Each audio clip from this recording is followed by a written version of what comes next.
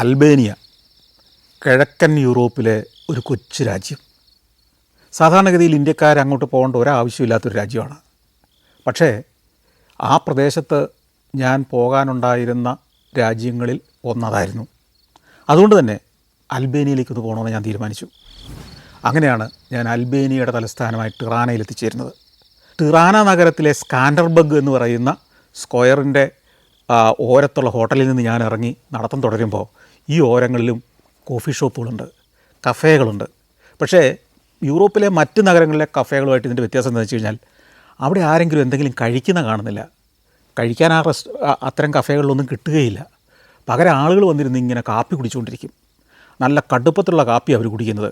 നമ്മൾ ബോസ്നിയൻ യാത്രയിൽ പറഞ്ഞു അവിടെ കാപ്പി കുടിക്കുന്നത് മധുരവിട്ടല്ല, പകരം പഞ്ചസാരയുടെ ഒരു കട്ട വായിലേക്ക് ആദ്യം ഇടും, പിന്നെ അതിന് മുകളിലൂടെ മധുരവിടാത്ത കട്ടൻ കാപ്പി ഇങ്ങനെ കുടിച്ചുകൊണ്ടേയിരിക്കും. അപ്പോൾ ഈ പഞ്ചസാരക്കട്ടയ്ക്കകത്തൂടെ ഒഴുകി ചെല്ലുന്ന കാപ്പിക്ക് ഒരു മധുരം നമുക്ക് കിട്ടും. അങ്ങനെ കാപ്പി കുടിച്ചതോളം വായിൽ ആ പഞ്ചസാരയുടെ കട്ട കിടക്കും എന്ന് പറഞ്ഞ പോലെയാണ് ഇവിടെ. ഇതൊക്കെ ഏതാണ്ട് സമാനമായ ഭൂപ്രദേശങ്ങളാണല്ലോ, ഏതാണ്ട് അടുത്തടുത്ത പ്രദേശങ്ങളാണ്. അപ്പോൾ സ്ക്വയറിലേക്ക് രാവിലെ ഇറങ്ങുമ്പോൾ കാപ്പി കുടിക്കാൻ ആളുകൾ വന്നു തുടങ്ങി. ഇന്നൊരു ഞായറാഴ്ചയും കൂടിയാണ്, ജോലിയില്ല, അവധി ദിവസമാണ്. അതുകൊണ്ട് തന്നെ ആളുകൾ നേരം വെളുത്തപ്പോഴേ ഈ സ്ക്വയറുകളിലേക്ക് ഇറങ്ങുന്നു, കാപ്പിക്കടകളിലേക്ക് വന്നിരിക്കുന്നു, കഥ പറഞ്ഞിരിക്കുന്നു, സുഹൃത്തുക്കൾ വിശേഷങ്ങൾ പറയുന്നു, കടകൾ കുറേശ്ശെ നിറഞ്ഞു വരുന്നു. ആ ഒരു പ്രദേശം മുഴുവൻ കാപ്പിക്കടകളാണ്. ഞാനങ്ങനെ ഈ കാപ്പിക്കടകളും അവിടുത്തെ മനുഷ്യരും അതിൻ്റെ സമീപത്തുള്ള പൂക്കച്ചവടക്കാരെയും അതിൻ്റെ ജീവിതവും അവരുടെ ജീവിതവും ഒക്കെ കണ്ട് ഷൂട്ട് ചെയ്ത് ഇങ്ങനെ നടക്കുകയാണ്. ഈ സ്ക്വയറിൽ നിൽക്കുമ്പോൾ തന്നെ നമുക്ക് ഈ നഗരത്തിൻ്റെ ഒരതിര് കാണാം. അവിടെ ഒരു വലിയ മലയാണ്, ദെയ്ത്ത് എന്ന് പറയുന്ന പർവ്വതം. ഈ ദെയ്ത്ത് പർവ്വതമാണ് ടിറാന നഗരത്തിൻ്റെ ഒരു അതിര്. അല്ലെങ്കിൽ ഈ ദെയ്ത്ത് പർവ്വതത്തിൻ്റെ ഒരു ചെരുവിലാണ് ടിറാന നഗരമെന്നും വേണേൽ പറയാം. അതിമനോഹരമായൊരു കാഴ്ചയാണത്. ഈ ദെയ്ത്ത് പർവ്വതം മഞ്ഞുകാലത്ത് മഞ്ഞിനാൽ മൂടിപ്പോവും, ഐസ് കൊണ്ട് നിറയും, അപ്പം വെള്ള നിറമായിരിക്കും. ഇപ്പോൾ വേനൽക്കാലം അങ്ങ് കഴിഞ്ഞു വരുന്ന സമയമാണ്. അതുകൊണ്ട് മഞ്ഞ് തുടങ്ങിയിട്ടുണ്ട്, തണുപ്പ് തുടങ്ങിയിട്ടുണ്ടെങ്കിലും മഞ്ഞ് വീണ് തുടങ്ങിയിട്ടില്ല. അപ്പോൾ ഈ മലനിര ദെയ്ത്ത് പർവ്വതത്തിൻ്റെ പശ്ചാത്തലത്തിൽ ഈ നഗരത്തിൻ്റെ കാഴ്ചകളൊക്കെ ഷൂട്ട് ചെയ്ത് ഇങ്ങനെ ഞാൻ നടക്കുകയാണ്. മനുഷ്യരൊക്കെ നല്ല വെളുത്ത മനുഷ്യരാണ്. അവർ ധരിച്ചിരിക്കുന്ന വസ്ത്രവും നല്ലതൊക്കെയാണ്. പക്ഷേ കടകൾ അല്ലെങ്കിൽ അതിൻ്റെ വഴിയോരങ്ങൾ ഒക്കെ ആ യൂറോപ്പിൻ്റെ അത്ര പ്രൗഢിയോ പൊലിമയോ ഒന്നും ഇല്ലാത്ത പോലെയാണ് നമ്മൾ കാണുന്നത്. ഞാൻ ഇത്തരം രാജ്യങ്ങളിലെ ഒരു നഗരത്തിലേക്ക് ആദ്യമായിട്ടാണ് ചെന്നിറങ്ങുന്നതെങ്കിൽ രാവിലെ ഏറ്റങ്ങ് നടക്കും, ഒരു മാപ്പും സംഘടിപ്പിക്കും. എന്നിട്ട് പ്രധാന സ്ക്വയറിൽ നിന്ന് അതിന് ചുറ്റുമൊന്ന് നടന്ന് അതിൽ നിന്ന് നീണ്ടു കിടക്കുന്ന തെരുവുകളിലൂടെയൊക്കെ നടക്കും. അതോടെ നമുക്ക് നഗരത്തിൻ്റെ ഘടന ഏകദേശം പിടുത്തം കിട്ടും. പിന്നെ ഈ മാപ്പിനകത്ത് അവിടുത്തെ പ്രധാന കാഴ്ചകൾ, പ്രധാന സ്ഥലങ്ങളൊക്കെ മാർക്ക് ചെയ്തിട്ടുണ്ടാവും. അതൊക്കെ ഒരു വട്ടം വരച്ച് അവിടേക്ക് നടക്കേണ്ട റൂട്ടൊക്കെ ഒരു പേന കൊണ്ടൊന്ന് വരച്ചിട്ടിട്ടായിരിക്കും ഞാൻ നടക്കുക. എനിക്കറിയാം ഈ സ്ക്വയറിൻ്റെ മധ്യത്തിൽ ഒരു കെട്ടിടമുണ്ട്, ഇവിടുത്തെ ഓപ്പറ ആൻഡ് ബാലെ തിയേറ്ററാണ്. അപ്പോൾ അവിടെ നിന്ന് അങ്ങ് തുടങ്ങാമെന്ന് തീരുമാനിച്ചു. അങ്ങനെ നടന്ന് ചെല്ലുമ്പോൾ ഈ സ്ക്വയറിൻ്റെ മധ്യത്തിൽ ഒരു പഴയ ഓപ്പറ ആൻഡ് ബാലെ തിയേറ്റർ. ഈ ബാലെ ഓപ്പറ തിയേറ്ററൊക്കെ കമ്മ്യൂണിസ്റ്റ് ഭരണകാലത്ത്, ഇവിടെ ദീർഘകാലം കമ്മ്യൂണിസ്റ്റ് ഭരണമായിരുന്നു. രണ്ടാം ലോകമഹായുദ്ധം കഴിഞ്ഞ ഉടനെ തന്നെ കമ്മ്യൂണിസ്റ്റ് ഭരണത്തിലേക്ക് മാറിയൊരു നാടാണിത്. ഇവിടെ ദീർഘകാലം ഭരിച്ചിരുന്നത് എൻവർ ഹോക്സ എന്ന് പറയുന്ന ഒരു ഏകാധിപതിയായിരുന്നു. 1945 മുതൽ ഏതാണ്ട് 85 വരെ 40 വർഷം നീണ്ട ഒരു കമ്മ്യൂണിസ്റ്റ് ഭരണമായിരുന്നു എൻവർ ഹോക്സയുടെ. എൻവർ ഹോക്സയുടെ ഭരണകാലത്തെക്കുറിച്ച് രണ്ടഭിപ്രായമുണ്ട്. പക്ഷേ പൊതുവേ അദ്ദേഹം ചില കമ്മ്യൂണിസ്റ്റ് രാജ്യങ്ങളിലെ എന്ന പോലെ തന്നെ ഒരു ഏകാധിപതിയായിരുന്നു. അദ്ദേഹത്തിൻ്റെ കീഴിൽ മാത്രമായിരുന്നു 40 വർഷത്തോളം ഈ രാജ്യം, പാർട്ടി എല്ലാം. അപ്പോൾ അതുകൊണ്ട് തന്നെ 40 വർഷം ഒരാൾ തന്നെ ഭരിക്കുമ്പോൾ ഉണ്ടാകാവുന്ന പ്രശ്നങ്ങൾ ഊഹിക്കാമല്ലോ. പക്ഷേ 90കളായപ്പോഴത്തേക്കും 91 മുതൽ 98 വരെയുള്ളൊരു കാലത്ത് കുറേയേറെ പ്രശ്നങ്ങൾ, വിപ്ലവങ്ങൾ, പോരാട്ടങ്ങൾ, ആഭ്യന്തര കലഹങ്ങൾ ഇതെല്ലാം കഴിഞ്ഞ് 98ഓടുകൂടി പൂർണ്ണമായിട്ടും കമ്മ്യൂണിസം ഇല്ലാതായി. പിന്നെ കമ്മ്യൂണിസ്റ്റ് അവശേഷിപ്പുകൾ തന്നെ തകർത്ത് കളഞ്ഞു. അതുവരെ ഉണ്ടായിരുന്ന ജീവിതക്രമം തന്നെ മാറി. ഇപ്പോൾ ഒരു സാധാരണ യൂറോപ്യൻ രാജ്യം പോലെ തന്നെ ജനാധിപത്യ പ്രക്രിയയിലൂടെ കാര്യങ്ങൾ മുന്നോട്ട് പോകുന്ന ഒരു രാജ്യമാണ്. അപ്പോൾ ഈ എൻവർ ഹോക്സ 85 വരെ ഭരിച്ചു. അദ്ദേഹം മരിക്കുവോളം അദ്ദേഹം തന്നെയായിരുന്നു 40 വർഷം ആ രാജ്യത്തെ അടക്കി ഭരിച്ചത്. അപ്പോൾ ഈ എൻവർ ഹോക്സയുടെ കാലത്ത് അല്ലെങ്കിൽ കമ്മ്യൂണിസ്റ്റ് ഭരണകാലത്തൊക്കെ മറ്റ് കമ്മ്യൂണിസ്റ്റ് രാജ്യങ്ങളിൽ നിന്നൊക്കെ കലാകാരന്മാരിങ്ങനെ ടൂറിന് വരും. അവർ ഇത്തരം ഓപ്പറ ഹൗസുകൾ അല്ലെങ്കിൽ ഡ്രാമ തിയേറ്ററുകൾ അല്ലെങ്കിൽ ബാലെ തിയേറ്ററുകളിൽ വന്ന് അവരുടെ പെർഫോമൻസുകൾ നടത്തും. റഷ്യയിൽ നിന്ന് വരും, പോളണ്ടിൽ നിന്ന് വരും, ഹംഗറിയിൽ നിന്ന് വരും, ലാറ്റിൻ അമേരിക്കയിലെ പല രാജ്യങ്ങളിൽ നിന്ന് വരും, ക്യൂബയിൽ നിന്ന് വരും. അങ്ങനെ ഈ കമ്മ്യൂണിസ്റ്റ് അല്ലെങ്കിൽ ഇടതുപക്ഷ ചിന്തകളുള്ള രാജ്യങ്ങൾ തമ്മിലുള്ള ഒരു സാംസ്കാരിക വിനിമയ പരിപാടിയൊക്കെ ഉണ്ടായിരുന്നു. അതിൽ കുറേയൊക്കെ ഇന്ത്യൻ കൾച്ചറൽ ടീമുകളും അത്തരം സ്ഥലങ്ങളിലൊക്കെ പോയി പരിപാടികൾ അവതരിപ്പിച്ചിട്ടുണ്ട് അക്കാലത്ത്. അപ്പോൾ അത്തരത്തിലുള്ള പരിപാടികളെല്ലാം ആഴ്ചയിൽ നടക്കുന്നൊരു തിയേറ്ററാണ്. അതിൻ്റെ തൊട്ടടുത്ത് തന്നെ ഒരു മോസ്ക് ഉണ്ട്. എഥംബെ മോസ്ക് എന്നാണ് അതിൻ്റെ പേര്. ഈ എഥംബെ മോസ്ക് ശരിക്കും ഒരു ഒട്ടോമാൻ കാലഘട്ടത്തിലെ ഒരു നിർമ്മിതിയാണ്. ശരിക്കും ഈ അൽബേനിയയിലെ ഏതാണ്ട് മജോറിറ്റി ആളുകളും മുസ്ലിം മതവിശ്വാസികളാണ്. ആ മുസ്ലിം വിശ്വാസം ഇവിടേക്ക് കടന്നു വന്നത് തുർക്കിയുടെ കീഴിൽ ഓട്ടോമൻ ഭരണത്തിന് കീഴിലായിരുന്ന ഒരു കാലഘട്ടത്തിലാണ്. അന്ന് ഇസ്ലാം ഇവിടെ വളരെ പ്രചാരം നേടി. പക്ഷേ ഈ കമ്മ്യൂണിസം വന്നതോടുകൂടി, എൻവർ ഹോക്സയുടെ ഭരണം വന്നതോടുകൂടി ഈ രാജ്യത്തെ എല്ലാ മതപ്രവർത്തനങ്ങളും നിരോധിച്ചു. എന്നു മാത്രമല്ല, മോസ്കുകളും പള്ളികളും പലതും അടിച്ച് പൊളിച്ച് തകർത്ത് കളഞ്ഞു. കൂടാതെ വിശ്വാസ സംബന്ധമായ എല്ലാ പരിപാടികളും നിരോധിച്ചു. ഇതിനൊക്കെ പുറമേ എന്ത് ചെയ്തെന്നറിയോ, ഇവർ ഈ രാജ്യത്തെ ഒരു എത്തീസ്റ്റ് രാജ്യമായിട്ട് പ്രഖ്യാപിച്ചു. അതായത് നിരീശ്വര രാജ്യം, ലോകത്തെ ഒരു നിരീശ്വര രാജ്യമായിട്ട് അൽബേനിയയെ മാറ്റി. 1991 പിന്നെ വീണ്ടും ഈ മോസ്കായിട്ടുള്ള അതിൻ്റെ പ്രവർത്തനം തുടങ്ങിയത്. ഇപ്പം ധാരാളം ആളുകൾ വരുന്നുണ്ട്. പക്ഷേ അതിനകത്തൊരു തുർക്കിഷ് അല്ലെങ്കിൽ ഒട്ടോമാൻ കാലഘട്ടത്തിലെ നിർമ്മിതിയുടെ പ്രത്യേകതകളൊക്കെ അതിനകത്ത് കാണാം. ഞാൻ അതിനകത്ത് കയറി, അതിനകത്ത് കയറാം, ഷൂട്ട് ചെയ്യാം, പ്രത്യേകിച്ച് തടസ്സങ്ങളൊന്നുമില്ല. ഞാൻ അതിനകത്ത് കയറി ചിത്രീകരിച്ചു, അതിൻ്റെ കഥകൾ പകർത്തിയെടുത്തു. ഈ മോസ്കിനടുത്ത് തന്നെ വലിയൊരു ക്ലോക്ക് ടവറും ഉണ്ട്. അതും നൂറ്റാണ്ടുകളുടെ ചരിത്രമുള്ള ഒരു ക്ലോക്ക് ടവറാണ്. 1800കളിൽ പണിത ഒരു ക്ലോക്ക് ടവർ. അതും പിന്നിട്ട് ചെല്ലുമ്പോൾ പുതിയ ഒരു പള്ളി, ക്രിസ്ത്യൻ പള്ളി, ഒരു ഓർത്തഡോക്സ് ചർച്ച്. ഇതും 1990കൾക്ക് ശേഷം പണിതതാണ്. ഇവിടെ നേരത്തെ ഈ കമ്മ്യൂണിസ്റ്റ് ഭരണം വരുന്നതിന് മുമ്പ് ഒരു ഓർത്തഡോക്സ് ദേവാലയം ഉണ്ടായിരുന്നു. കമ്മ്യൂണിസ്റ്റ് ഭരണം വന്നു കഴിഞ്ഞപ്പോൾ അവരെന്ത് ചെയ്തു എന്ന് വെച്ച് കഴിഞ്ഞാൽ ഡൈനാമിറ്റ് വെച്ച് അതിനെ തകർത്ത് കളഞ്ഞു. ആ പള്ളി തകർത്തു. പള്ളി തകർത്തിട്ട് ആ പള്ളി നിന്ന സ്ഥലത്ത് അവരൊരു നല്ലൊരു ഹോട്ടലങ്ങ് പണിതു, സ്റ്റാർ ഹോട്ടൽ. പിന്നീട് കമ്മ്യൂണിസം എല്ലാം തകർന്നതിന് ശേഷം ഓർത്തഡോക്സ് സഭ വീണ്ടും അവിടെ അതിമനോഹരമായൊരു പള്ളി പണിതു. ഞാൻ ഈ പള്ളിക്കകത്തേക്ക് കയറി ചെന്നു. അതിനകത്തും ഷൂട്ട് ചെയ്യാം. അതിനകത്തെ കാഴ്ചകളെല്ലാം ചിത്രീകരിച്ചു. വീണ്ടും പുറത്തേക്ക് ഇറങ്ങി. അപ്പോൾ ഇങ്ങനെ ഈ മോസ്ക്, ഈ പള്ളി, ഇവിടുത്തെ ജീവിതം, ഇതൊക്കെ ചിത്രീകരിക്കുന്നതിലൂടെ നമ്മളതിൻ്റെ ചരിത്രവും കൂടെയാണ് പഠിക്കുന്നത്. മതമൊക്കെ തിരിച്ചു വന്നെങ്കിലും ഇപ്പോഴും അതൊരു സെക്കുലർ രാഷ്ട്രമായിട്ട് തന്നെയാണ് അറിയപ്പെടുന്നത്. ഒരു മതേതര രാഷ്ട്രമാണ്. അവിടെ എല്ലാ മതങ്ങൾക്കും തുല്യ പ്രാധാന്യവും തുല്യ അവസരങ്ങളുമുള്ള ഒരു രാജ്യം തന്നെയാണ് അൽബേനിയ. ഇവിടുത്തെ ഏറ്റവും വലിയൊരു പ്രത്യേകത എന്താണെന്നറിയോ, ഞാനിതിലൂടെ സഞ്ചരിക്കുമ്പോൾ മനസ്സിലാകുന്നൊരു കാര്യം, ഇന്ത്യക്കാർക്ക് ഏറ്റവും ചിലവ് ചുരുങ്ങി യാത്ര ചെയ്യാവുന്നൊരു നാടായത്. അതായത് ഇന്ത്യയിൽ നമുക്ക് ഭക്ഷണം കിട്ടുന്ന ഏതാണ്ട് അതേ നിരക്കിൽ, ഇന്ത്യയിലെ ഭേദപ്പെട്ട ഒരു റെസ്റ്റോറൻറ്റിൽ കയറി ഭക്ഷണം കഴിക്കുന്ന നിരക്കിൽ അവിടെ നല്ല ഭക്ഷണം കിട്ടും. ഒരു 200 ഇന്ത്യൻ രൂപയുണ്ടെങ്കിൽ നല്ല ഒന്നാം തരം ലഞ്ച്, ഉച്ചയൂണ് കഴിക്കാം, ഉച്ചഭക്ഷണം കഴിക്കാം. വയറ് നിറയെ നല്ല വിഭവസമൃദ്ധമായ അവിടുത്തെ ഏറ്റവും നല്ല ഭക്ഷണം കഴിക്കാം. അതുപോലെ തന്നെ ഒരു ടാക്സിയിൽ ഒരു അത്യാവശ്യം ദൂരം യാത്ര ചെയ്യണമെങ്കിലും ഏതാണ്ട് ഒരു 200-250 രൂപ കൊടുത്തു കഴിഞ്ഞാൽ നമുക്ക് യാത്ര ചെയ്യാം. യൂറോപ്പിലെ മറ്റു നഗരങ്ങളൊന്നും നമുക്ക് സങ്കല്പിക്കാൻ പറ്റില്ല.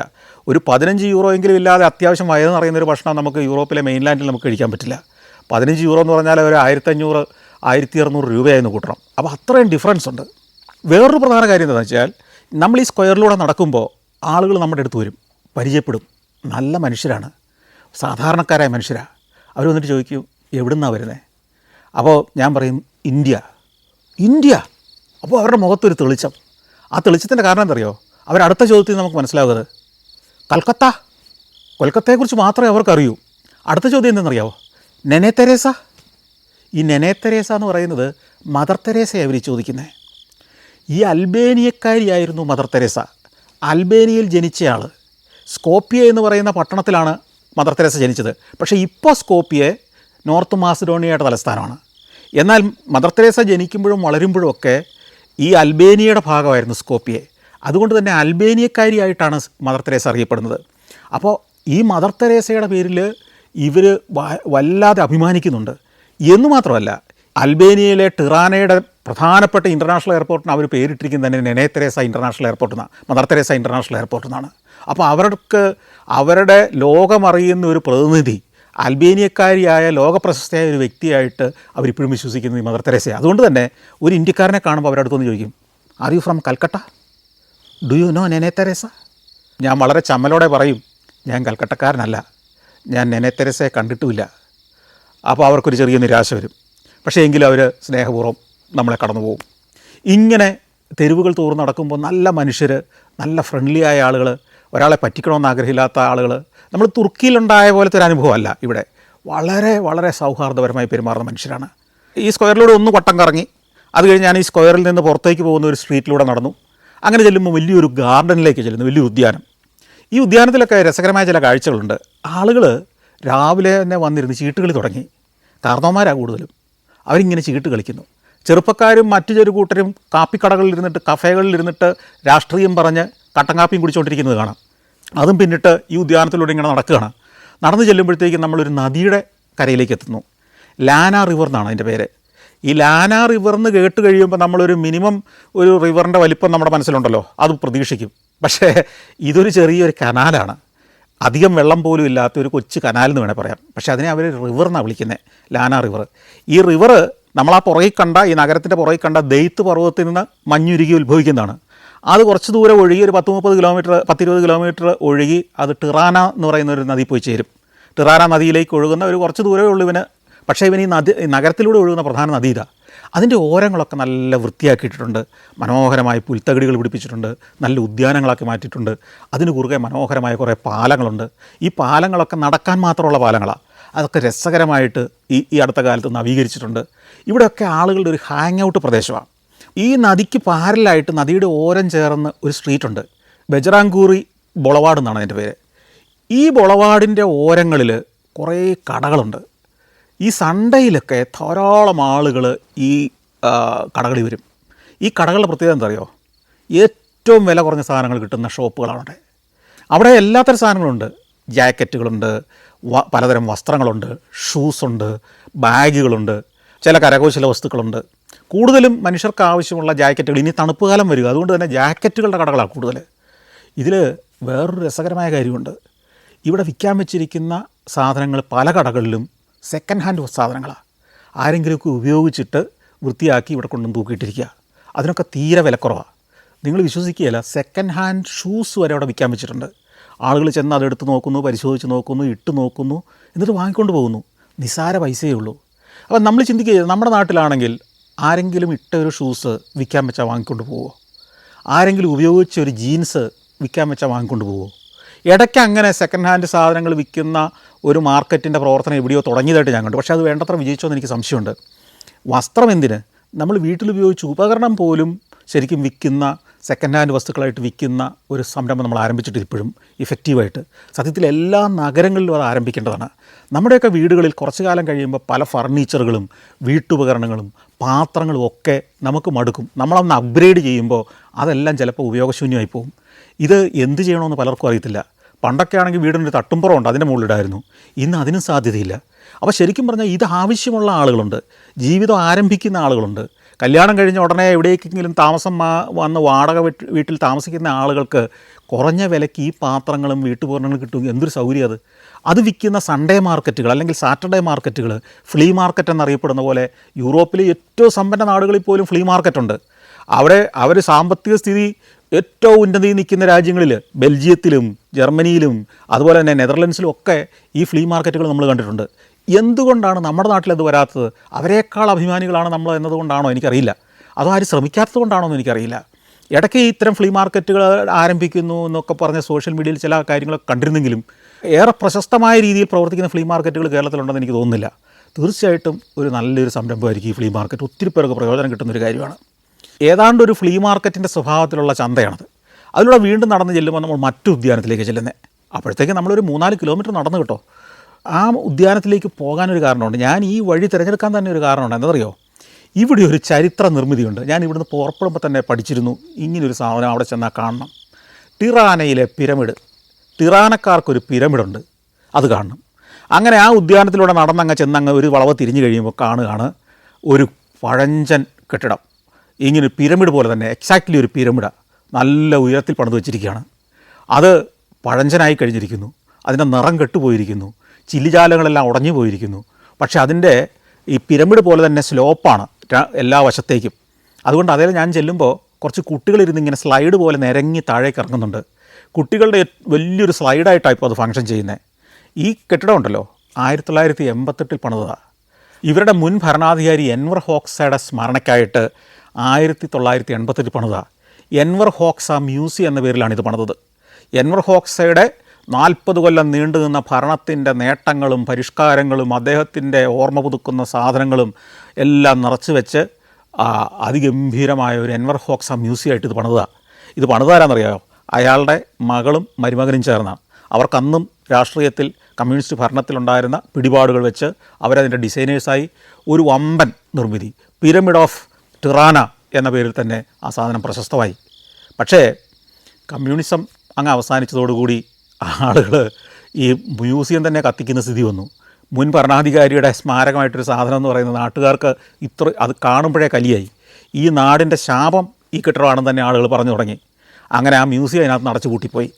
പിന്നെ കുറച്ചു കാലം അപ്പോഴത്തേക്കും ഈ പ്രദേശമാകെ യുദ്ധഭീതിയിലായി.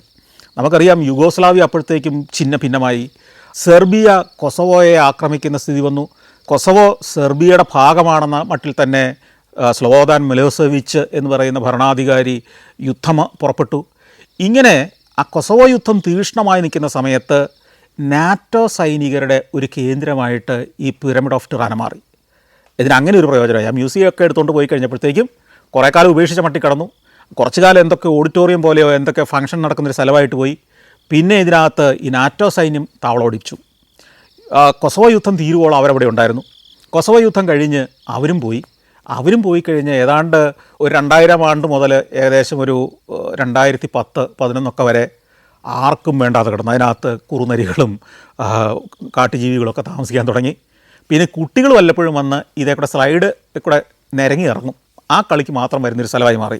ആളുകൾ ഈ നഗരത്തിൻ്റെ ഒരു ശാപമായിട്ട്, നഗരത്തിൻ്റെ ഒരു ദുശകനമായിട്ട് ഇതിനെ കണ്ടു തുടങ്ങി. അങ്ങനെ ഞാൻ ചെല്ലുമ്പോൾ അതങ്ങനെ ദുശകനമായിട്ട് തന്നെ കിടക്കുക. പക്ഷേ പിന്നീട് ഇപ്പം ഞാൻ അറിഞ്ഞു അതിനെ അവർ രൂപാന്തരപ്പെടുത്തി. ഈ കുട്ടികൾ സ്ലൈഡ് ചെയ്ത് ഇറങ്ങിക്കൊണ്ടിരുന്ന ആ ചെരിവുണ്ടല്ലോ, അവിടെയൊക്കെ സ്റ്റെപ്പ് കെട്ടി. അത് 8-10 സ്ഥലത്ത് ഇങ്ങനെ ചെരിവുകളുണ്ട്. ആ 8-10 ചെരിവുകളിലും സ്റ്റെപ്സ് കെട്ടി ആളുകൾക്ക് ഈ സ്റ്റെപ്പിലൂടെ കയറി ഈ പിരമിഡിൻ്റെ മുകളിൽ കയറാം. മുകളിൽ കയറി നിന്ന് കഴിഞ്ഞാൽ നഗരത്തിൻ്റെ മനോഹരമായൊരു വ്യൂ കിട്ടും. കൂടാതെ ഇതിനകമൊക്കെ ഫർണിഷ് ചെയ്ത് വേറെ രീതിയിൽ ഡിസൈൻ ചെയ്തെടുത്ത് അതിനകത്ത് കോഫി ഷോപ്പുകൾ, കഫേകൾ, തിയേറ്ററുകൾ, അതുപോലെ തന്നെ സ്റ്റുഡിയോകൾ, ക്രിയേറ്റീവ് സെൻറ്ററുകൾ, സ്റ്റാർട്ടപ്പുകളുടെ ഓഫീസുകൾ, ഇങ്ങനെ ഒരു പോസിറ്റീവായൊരു സ്ഥലമായിട്ട് ഇപ്പോൾ അത് മാറ്റിയിട്ടുണ്ടെന്നാണ് ഞാൻ അറിയുന്നത്. അങ്ങനെ അതെല്ലാം ചിത്രീകരിച്ച് വീണ്ടും തിരിച്ച് ഞാൻ നടക്കുകയാണ്. അങ്ങനെ നടക്കുമ്പോൾ ഒത്തിരി കാഴ്ചകളിലേക്ക് പോയി. ഒത്തിരി മിനിസ്ട്രികളുണ്ട്, പുതിയ കാലത്തെ ഉദ്യാനങ്ങളുണ്ട്, യൂറോപ്യൻ ശൈലിയിലുള്ള പാർക്കുകളുണ്ട്. ഇതൊക്കെ കടന്ന് സ്കാൻഡർബർഗ് സ്ക്വയറിലേക്ക് എത്തി.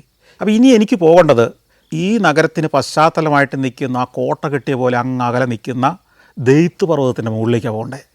അങ്ങോട്ട് കേബിൾ കാർ സർവീസ് ഉണ്ടെന്ന് എനിക്കറിയാം. ഞാൻ അന്വേഷിച്ചു. ഈ നഗരത്തിൻ്റെ ഏതോ ഭാഗത്തുനിന്ന് കേബിൾ കാർ അങ്ങോട്ട് പോകുന്നുണ്ട്. അപ്പം നടന്നു പോകാവുന്ന ദൂരമേ ഉള്ളൂ എന്ന് ഞാൻ വിചാരിച്ചത്. മാപ്പ് എടുത്ത് വെച്ച് നോക്കി. അത് കഴിഞ്ഞ് അങ്ങനെ നടക്കുമ്പോൾ ഈ സ്ക്വയറിൻ്റെ ഓരത്ത് കുറേ ടാക്സിക്കാർ കിടപ്പുണ്ട്. ഞാൻ അവരോട് ചോദിച്ചു, ഈ കേബിൾ കാർ സ്റ്റേഷനിലേക്ക് എങ്ങനെയാണ് പോകുന്നത്? അപ്പോൾ അവർ പറഞ്ഞു, ഒരു 10 മിനിറ്റ് ഓടാനുള്ളതുണ്ട്. കാറിൽ തന്നെ പോയാൽ. നിങ്ങൾ നടക്കുകയാണെങ്കിൽ ഏതാണ്ട് ഒരു കഷ്ടിച്ച് 3/4 മണിക്കൂർ 1 മണിക്കൂർ പോകണം. മല കയറി പോകണം. ഈ മലയുടെ മധ്യഭാഗത്തു നിന്നാണ് ഈ കേബിൾ കാർ ആരംഭിക്കുന്നത്. അപ്പോൾ അതൊരു വലിയ പ്രശ്നമായിരിക്കും. കാരണം നടക്കാൻ തുടങ്ങിക്കഴിഞ്ഞാൽ ഇന്നെങ്ങും അങ്ങെത്തില്ല. ഞാൻ അപ്പോൾ ആ ടാക്സിക്കാരനോട് ചോദിച്ചു, എന്നെ അവിടെ കൊണ്ടുപോയി വിടാൻ എത്ര പൈസയാവും? അപ്പോൾ അയാൾ പറഞ്ഞു 500 ലേക്ക്. 500 ലേക്ക് എന്ന് പറഞ്ഞാൽ നമ്മളൊരു 250 രൂപയുള്ളൂ. അപ്പം തന്നെ ചാടി വണ്ടിക്കകത്ത് കയറി എന്നെ അങ്ങോട്ട് വിടാൻ പറഞ്ഞു. അപ്പോൾ അയാൾ കാറെടുത്തു. അയാളൊന്ന് ചിരിച്ചു. അയാൾ ചോദിച്ചു, എവിടുന്നാ? ഞാൻ പറഞ്ഞു, ഇന്ത്യ. ഇതേ ചോദ്യം അയാൾ ചോദിച്ചു, കൊൽക്കത്ത? ഞാൻ പറഞ്ഞു, കൊൽക്കത്തയല്ല. ഞാൻ തെരേസ? ഞാൻ പറഞ്ഞല്ല, ഞാൻ സൗത്ത് കേരളത്തിൽ നിന്നാണ്. കേരളമൊന്നും കേട്ടിട്ടില്ല മൂപ്പര്.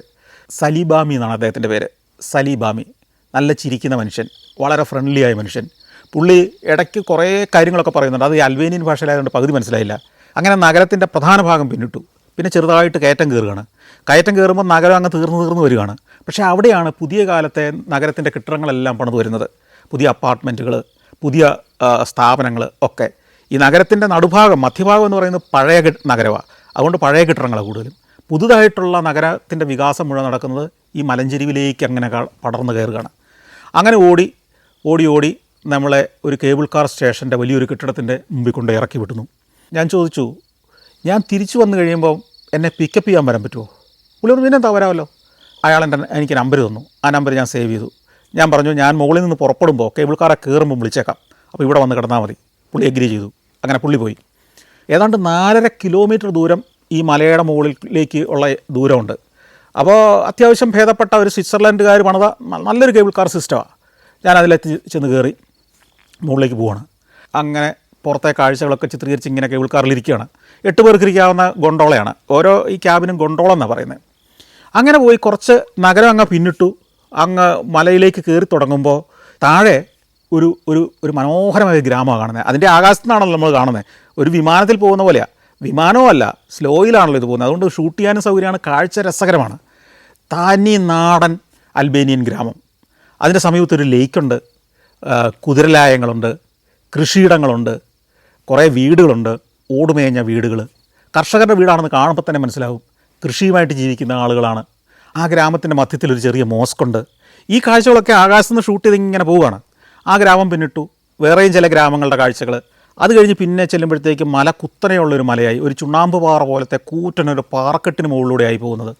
അങ്ങനെ ഓടി ഏതാണ്ട് ഒരു 20-25 മിനിറ്റ് ഇങ്ങനെ കേബിൾ കാർ ഓടി നമ്മൾ മുകളിലത്തെ സ്റ്റേഷനിലെത്തുകയാണ്. മുകളിലത്തെ സ്റ്റേഷനിൽ ചെന്നു, ഇറങ്ങിച്ചെന്ന് കഴിയുമ്പോൾ വേറൊരു ലോകമാണ്. താഴത്തേക്കാൾ തണുപ്പ് കൂടുതലാണ് ഇവിടെ, നല്ല തണുപ്പ്. അവിടെ പക്ഷേ ഒരു കുഴപ്പമേ ഉള്ളൂ, ഒന്നുമില്ല. ഈ കേബിൾ കാർ സ്റ്റേഷൻ അല്ലാതെ പിന്നൊന്നും നിങ്ങൾ കാണുന്നില്ല. അവിടെ പക്ഷേ കുറേ കുതിരകളുണ്ട്. പിന്നെ നമ്മൾ ഈ ഉത്സവപ്പറമ്പിലൊക്കെ കാണുന്ന തരത്തിലുള്ള കുറേ കലാപരിപാടികളുണ്ട്. പിന്നെ കുറേ ക്വാഡ് ബൈക്കുകളുണ്ട്. ഈ ക്വാഡ് ബൈക്കിൽ കയറി നമുക്ക് ഈ മലഞ്ചെരുവുകളിലൂടെ കുറേ ദൂരം ഓടാം. അതിന് ഏതാണ്ട് അരമണിക്കൂറിന് എത്രയോ ഫീസുണ്ട്. 2 പേർക്ക് ഇരിക്കാവുന്നതും ഒരാൾക്ക് ഇരിക്കാവുന്നതൊക്കെ ഉണ്ട്. കുറേ ക്വാഡ് ബൈക്കുകൾ നിരത്തിയിട്ടിട്ടുണ്ട്, കുറേ കുതിരകളുണ്ട്. പിന്നെ ആളുകൾ നടന്നു പോകുന്നുണ്ട്, അതായത് മല കയറാൻ വേണ്ടി വടിയും കുത്തി നടന്നു പോകുന്ന ആളുകൾ. ഈ മലമുകൾ മുഴുവൻ വനമാണ്, ബഹുഭൂരിപക്ഷ സ്ഥലവും വനമാണ്, അതിസുന്ദരമായ സ്ഥലമാണ്. താഴോട്ടുള്ള കാഴ്ചയും അതിഗംഭീരമാണ്. പക്ഷേ ഒറ്റ കുഴപ്പമേ ഉള്ളൂ, വലിയ അടിസ്ഥാന സൗകര്യങ്ങളൊന്നും ഇപ്പോഴും വന്നിട്ടില്ല. അവിടെ എന്തോ കാസിനോകളോ ഭാവിയിലേക്ക് വേണ്ട വലിയ ടൂറിസം പദ്ധതികളോ ഒക്കെ പ്ലാൻ ചെയ്യുന്നുണ്ട് അവർ. ഞാനിവിടെ നിന്നപ്പോൾ ചിന്തിച്ചത് ഇതാണ്, നമുക്ക് ശരിക്കും പറഞ്ഞാൽ ഈ മൂന്നാറിലേക്കൊക്കെ ഇത്തരത്തിൽ കേബിൾ കാർ വരേണ്ട കാലം എന്നേ കഴിഞ്ഞുപോയി. പള്ളിവാസലിൽ നിന്ന് മറ്റോ ആരംഭിച്ച് മൂന്നാർ ടൗണിൻ്റെ മുകളിലൂടെ പോയി അങ്ങ് മാട്ടുപ്പെട്ടിയിലോ മറ്റേതെങ്കിലും ഒരു സ്ഥലത്തോ പോയി ഇറങ്ങുകയും അവിടെ എൻ്റർടൈൻമെൻറ്റിലുള്ളൊരു ടൗൺഷിപ്പ് പോലെ രൂപപ്പെടുത്തുകയും അവിടെ നിന്ന് ഇലക്ട്രിക് വെഹിക്കിളുകളിൽ മറ്റ് ടൂറിസ്റ്റ് കേന്ദ്രങ്ങളിലേക്ക് ആളെ കൊണ്ടുപോവുകയും അവിടുത്തെ റിസോർട്ടുകളിലേക്കും മറ്റ് കാഴ്ചകളിലേക്കും ഒക്കെ ആളുകളെ കൊണ്ടുപോകുന്ന എക്കോ ഫ്രണ്ട്ലി ആയ ട്രാൻസ്പോർട്ടേഷൻ സംവിധാനങ്ങൾ ഒരുക്കുകയും ഒക്കെ ചെയ്തു കഴിഞ്ഞാൽ എന്തുമാത്രം വരുമാനം ഉണ്ടാകും. അതുകൂടാതെ മൂന്നാർ ടൗണിൻ്റെ ആ കൺജഷൻ മാറും, അവിടുത്തെ പ്രശ്നങ്ങൾ മാറും, ഈ നാട്ടുകാരുമായിട്ട് തല്ലുകൂടുന്ന പ്രശ്നങ്ങൾ തീരും, എന്തെല്ലാം പ്രശ്നങ്ങൾക്ക് സൊല്യൂഷൻ ഉണ്ടാവും. ഇതൊന്നും നടക്കില്ലാത്തതല്ല. ഇൻവെസ്റ്റ് ചെയ്യാൻ എത്രയോ മലയാളികൾ ലോകത്തിൻ്റെ നാനാഭാഗത്തുള്ള കോടീശ്വരന്മാരുണ്ട്. ഇതിനു വേണ്ടി അവർക്കൊരു അവസരം ഉണ്ടാക്കി കൊടുത്താൽ, സൗകര്യങ്ങൾ ഒരുക്കി കൊടുത്താൽ അവർ ഇൻവെസ്റ്റ് ചെയ്യും. അങ്ങനെയൊക്കെയാണ് ഇത്തരം നാടുകളിലൊക്കെ ഇത്തരം വലിയ പ്രോജക്റ്റുകൾ വരുന്നത്. ഇതെല്ലാം സർക്കാരിൻ്റെ കാശ് മുടക്കണമെന്നൊന്നുമില്ല. അപ്പോൾ ഇത്തരം ഓരോ യാത്രയിലും, മലമുകളിലേക്കുള്ള ഓരോ യാത്രയിലും ചിന്തിക്കുക, എന്തുകൊണ്ടാണ് നമ്മുടെ ഹിൽ സ്റ്റേഷനുകളിലേക്ക് ഇങ്ങനൊരു കാര്യത്തിന് ഗവൺമെൻറ് ഇനീഷ്യേറ്റീവ് എടുക്കാത്തത്? ഈ ആശയങ്ങൾ ഞാൻ പലതവണ പലയിടത്തും പല വേദികളിലും പറഞ്ഞിട്ടുള്ളതുമാണ്. അത് പോട്ടെ, ഇനിയിപ്പോൾ എന്ത് ചെയ്യും? ഇവിടെ വന്ന് ഇറങ്ങി, അപ്പോഴാണ് അവിടെ കുറച്ച് മിനി വാനുകൾ ഇങ്ങനെ നിരന്ന് കിടക്കുന്നു. അതിൻ്റെ എല്ലാം സൈഡിൽ ഒരു ബോർഡ്, പലതിൻ്റെയും ബോർഡ്. ഇപ്പോൾ ഒരെണ്ണത്തിൻ്റെ ബോർഡ് ഹോട്ടൽ പനോരമ എന്നാണ്, വേറൊന്നിന് മറ്റേതുണ്ട് ഒരു ഹോട്ടലിൻ്റെ പേര്. ഇതെന്താ സംഭവം എന്നറിയാൻ വേണ്ടി ഞാൻ അങ്ങോട്ട് ചെന്നു. അവിടെ ചെന്ന് കഴിഞ്ഞപ്പോൾ അതിൻ്റെ മുമ്പിൽ ഒരു ഡ്രൈവർ നിൽക്കുന്നുണ്ട്. ഈ ഡ്രൈവറുടെ കയ്യിൽ ഞാൻ ചെല്ലുന്ന കണ്ടപ്പോൾ തന്നെ അയാൾ ഒരു ബ്രോഷർ പോലത്തെ ലാമിനേറ്റ് ചെയ്ത ഒരു കാർഡാണ് അതെന്നെ കാണിച്ചു. അപ്പോൾ അതിനകത്ത് ഇംഗ്ലീഷിൽ എഴുതിയിട്ടുണ്ട്, അവിടെ താമസിക്കാനുള്ള കോട്ടേജുകളുണ്ട്, ഭക്ഷണം കഴിക്കാനുള്ള ഗംഭീര റെസ്റ്റോറൻ്റ് ഉണ്ട്, ആ താഴത്തെ താഴ്വാരത്തിൻ്റെ വ്യൂ കിട്ടുന്ന ക്ലിഫിലെ റെസ്റ്റോറൻ്റാണ്, അതിമനോഹരമായ കാഴ്ചയാണ്. അവിടെ പോയാൽ ഭക്ഷണം കഴിക്കാം, വിശ്രമിക്കാം, നിങ്ങൾക്ക് വേണേൽ അവിടെ താമസിക്കാം ഒരു ദിവസം. ഇങ്ങനെയുള്ള എല്ലാ പ്രലോഭനങ്ങളും അതിനകത്ത്. കണ്ട ഗംഭീരമായ സ്ഥലമാണ് പനോരമ ഹോട്ടൽ. ഞാൻ ചോദിച്ചു, ഇത് എത്ര ദൂരമുണ്ട്? അത് പറഞ്ഞു, ഒരു 1.5 കിലോമീറ്റർ. എത്ര രൂപയാവും അവിടെ പോയിട്ട് വരാൻ? പുള്ളി പറഞ്ഞു, ഫ്രീയാ. എനിക്ക് സംശയം, ഇതെന്താ ഫ്രീയോ? ഫ്രീ ആണ്. നിങ്ങളവിടെ പോയിട്ട് റെസ്റ്റോറൻറ്റിൽ പോവുക, ഭക്ഷണം വല്ലതും കഴിക്കുന്നുണ്ടെങ്കിൽ കഴിക്കുക, ഇല്ലെങ്കിൽ അടുത്ത ബസ്സിൽ തിരിച്ചു പോരുക. പോയിട്ട് തന്നെ, വേറെ ഒന്നും ഇവിടെ ചെയ്യാനില്ല. ഞാൻ ചാടി ആ ബസ്സിനകത്ത് കയറി. ഞാൻ കയറിയിരുന്നതായി ഡ്രൈവറും ചാടി കയറി. ഞാൻ വിചാരിച്ച് ഈ ബസ് നിറയുന്നിടം വരെയെങ്കിലും ഇയാൾ വെയിറ്റ് ചെയ്യുന്നു. ഇല്ല, എന്നെ കിട്ടിയ പാടെ അങ്ങനെ വണ്ടി എടുത്തു. എന്നിട്ട് അങ്ങനെ വണ്ടി ഓടിച്ചു തുടങ്ങി. അപ്പോൾ ഈ വനത്തിനകത്തൂടെയാണ് പോകുന്നത് നമ്മൾ. ഈ മഞ്ഞുകാലത്ത് മഞ്ഞിലാൽ മൂടിപ്പോകുന്ന പ്രദേശമാണ് ഇവിടെയൊക്കെ. അങ്ങനെ യാത്ര ചെയ്യുമ്പോൾ മനുഷ്യർ കാണുന്നുണ്ട് വഴിയരികിലൊക്കെ, മല കയറാൻ, നടന്ന് കയറാൻ വരുന്നവർ. അതുപോലെ തന്നെ വനത്തിനകത്ത് ക്യാമ്പ് ചെയ്യുന്നവരെ കാണാം, ടെൻ്റ് അടിച്ച് ക്യാമ്പ് ചെയ്യുന്നവർ, വാഹനങ്ങളിൽ വന്നിട്ട് ഭക്ഷണം പാകം ചെയ്യുന്ന ആളുകളെ കാണാം, കുക്കൗട്ട് നടത്തുന്ന ഭക്ഷണവും അല്ലെങ്കിൽ മാംസവും അതും ഇതൊക്കെ ആയിട്ട് വന്നിട്ട് ഇവിടെ വെച്ച് തന്നെ പാചകം ചെയ്ത് കഴിച്ച് ഫാമിലിയായിട്ട് വന്ന് ഭക്ഷണമൊക്കെ കഴിച്ച് അവിടെ ഒരു ദിവസം വിശ്രമിച്ചിട്ട് തിരിച്ചു പോകുന്ന ആളുകൾ ഇങ്ങനെ ഓടുകയാണ്. ഈ 1.5 കിലോമീറ്ററും 2 കിലോമീറ്ററും കഴിഞ്ഞ് എന്നിട്ട് എത്തുന്നില്ല. അപ്പോൾ എനിക്കൊരു സംശയമായി, ഞാനൊരാൾക്ക് വേണ്ടി ഇങ്ങനൊരു വണ്ടി ഇത്ര ദൂരം ഓടുന്നുണ്ടെങ്കിൽ ഇവന്മാരെന്തോ എൻ്റെ അടുത്ത് പ്രതീക്ഷിക്കുന്നുണ്ടാവുമല്ലോ, നല്ല തോതിൽ ഭക്ഷണം കഴിക്കുമെന്ന്. ഇപ്പം ഞാൻ അത്ര കഴിക്കുമെന്ന് എനിക്ക് പറയാൻ പറ്റില്ല. അതിന് ഇവന്മാർ വല്ലതും നിബന്ധന വെക്കുമെന്നുള്ളൊരു പേടിയായി. ഏതായാലും കുറേയും കൂടി ഓടി ഈ പനോരമ ഹോട്ടലിൻ്റെ മുന്നിലെത്തി. ഹോട്ടലിരിക്കുന്ന മലയുടെ ക്ലിഫിലാണ്, കണ്ട കൊതി വരുന്നൊരു സ്ഥലം. അതിൻ്റെ അടുത്ത് കുറച്ച് കോട്ടേജുകളൊക്കെ ഉണ്ട്. വണ്ടി നിർത്തി ഡ്രൈവർ ഇറങ്ങി വന്നു, എന്നോട് പറഞ്ഞ് അകത്തേക്ക് കയറി പൊക്കോളാൻ പറഞ്ഞു. അപ്പോഴത്തേക്കും വേറെ 3-4 പേരവിടെ കാത്തു നിൽക്കുന്നുണ്ട്. അവരെ ഈ വണ്ടിക്കകത്ത് കയറ്റി ഡ്രൈവർ വണ്ടി ഓടിച്ചു പോയി. അപ്പോൾ ഇതൊരു സ്ഥിരം പരിപാടിയാണെന്ന് എനിക്ക് മനസ്സിലായി. അപ്പോൾ ഞാൻ കുറച്ച് പുറത്തു നിന്നുള്ള ഷോട്ടൊക്കെ എടുത്തിട്ട് ഞാൻ പയ്യെ അകത്തേക്ക് കയറി ചെന്നു. അകത്ത് റെസ്റ്റോറൻ്റാണ്, അതിനകം നല്ല ചൂടാക്കി നിർത്തിയിരിക്കുക, നല്ല സുഖം. ഞാൻ അവിടെ ഇരിക്കേണ്ടാന്ന് തീരുമാനിച്ചു. പരിചാരകരുണ്ട്, അവരൊന്ന് വിഷ് ചെയ്യുന്നു, എവിടെ ഇരിക്കുന്നതെന്ന് ചോദിക്കുന്നു. ഞാൻ പറഞ്ഞു പുറത്തെ വ്യൂ കിട്ടുന്ന സ്ഥലമുണ്ടോ? അപ്പോൾ ഒരാൾ എന്നെ കൂട്ടിക്കൊണ്ട് പോയി. ഈ ഹോളിലൂടെ നടന്ന് ഒരു വാതിൽ തുറന്ന് പുറത്തേക്ക് ചെല്ലുമ്പോൾ വമ്പനൊരു ബാൽക്കണിയാണ്. അവിടെയും ഇതേപോലെ തന്നെ മേശയും കസേരയൊക്കെ നിരത്തിയിട്ടിരിക്കുകയാണ്. അവിടെയും കുറേ ആളുകൾ ഇരിപ്പുണ്ട്. അവിടെ ഈ ബാൽക്കണിയുടെ ഒരു വക്കിലുള്ള ഒരു മേശയുടെ അടുത്തുള്ളൊരു കസേര ഞാൻ പോയിരുന്നു. അതീവ ബ്യൂട്ടിഫുള്ളായിട്ടുള്ളൊരു വ്യൂ ആണത്. അങ്ങ് താഴെ ഈ ടിറാന നഗരം, ആ തടാകം, നമ്മൾ നേരത്തെ കണ്ട ആ ഗ്രാമം, അങ്ങ് അകലേക്ക് നീണ്ടു പരന്ന് കിടക്കുന്ന ഭൂമി, അങ്ങേയറ്റത്ത് കടൽ, അതിഗംഭീരമായ കാലാവസ്ഥ, നല്ല തണുത്ത കാറ്റ്, നല്ല ചൂടുള്ളൊരു സൂപ്പിങ് കിട്ടിയാലുണ്ടല്ലോ, നമ്മളങ്ങനെ കൊതിച്ചു പോകുന്ന സ്ഥലം. അകത്തെ റെസ്റ്റോറൻറ്റിനകത്ത് ചൂടാക്കിയിട്ടുണ്ട്, നല്ല സുഖമാണ്. പക്ഷേ ഈ കാഴ്ച കിട്ടില്ല. ഞാൻ ഇവിടെ തന്നെ ഇരിക്കാൻ തീരുമാനിച്ചു. ആദ്യം കുറേ ദൃശ്യങ്ങളെല്ലാം പകർത്തിയെടുത്തു. അത് കഴിഞ്ഞപ്പോഴത്തേക്കും ആ പരിചാരകരിൽ ഒരാൾ വന്ന് ഒരു മെനു കാർഡ് മുമ്പിൽ കൊണ്ടുവന്ന് വെച്ചു. മെനു കാർഡ് ഒന്ന് നോക്കാൻ തീരുമാനിച്ചു. നോക്കുമ്പോഴാണ് എന്നെ അത്ഭുതപ്പെടുത്തുന്നത്. അതിലെ ഏറ്റവും വില കൂടിയ സാധനത്തിന് അവിടുത്തെ 600 ലേക്കേ ഉള്ളൂ. നമ്മുടെ ഏതാണ്ട് 300 രൂപ. ഒന്ന് ആലോചിച്ച് നോക്കിയേ. ഈ നാട്ടിൽ ഏറ്റവും പ്രചാരമുള്ള ഭക്ഷണം ഏതാണെന്ന് ഞാൻ ഇയാളോട് ചോദിച്ചു. അപ്പോൾ അയാൾ പറഞ്ഞു ഫെർഗസാണ് ഞങ്ങളുടെ പ്രധാന ഭക്ഷണം. നമ്മുടെ പൊറോട്ടയും ബീഫും ആയിരിക്കും അവിടുത്തെ. ഏതായാലും അത് തന്നെ പോരട്ടെന്ന് വെച്ചു.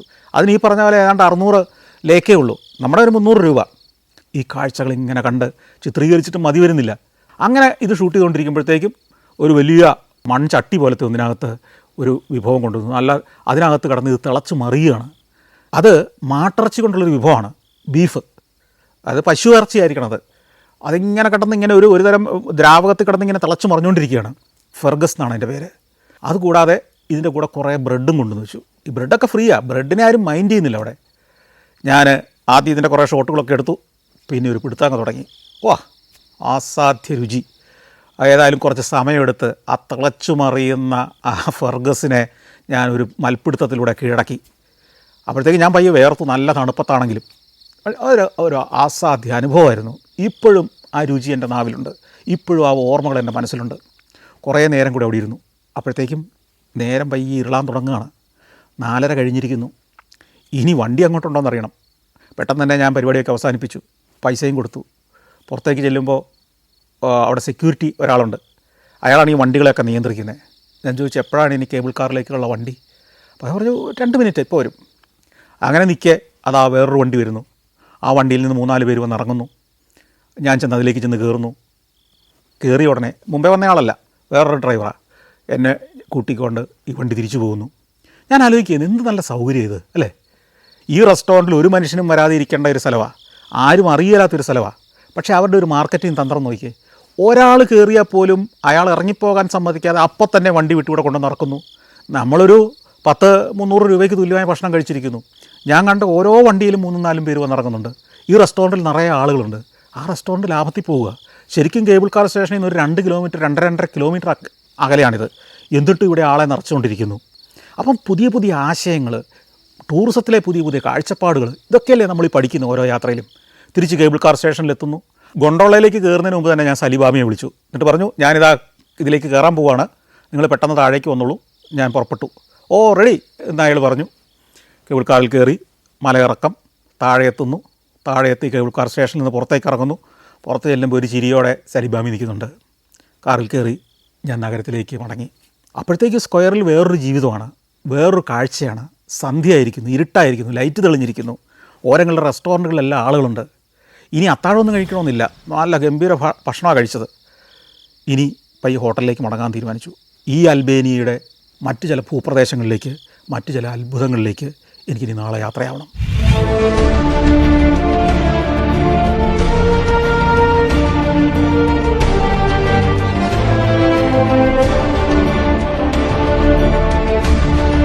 Alaska, Romania, Austria, Slovakia, Phuket 5 രാജ്യങ്ങളിൽ നിന്നുള്ള അപൂർവ സുന്ദരമായ അനേകം കാഴ്ചകൾ. ഫുൾ HD-യിലുള്ള ഈ അപൂർവ ദൃശ്യയാത്രാ വിവരണ ശേഖരം സ്വന്തമാക്കാൻ 9995444222 എന്ന നമ്പറിലേക്ക് സഞ്ചാരം എന്ന് SMS ചെയ്യൂ.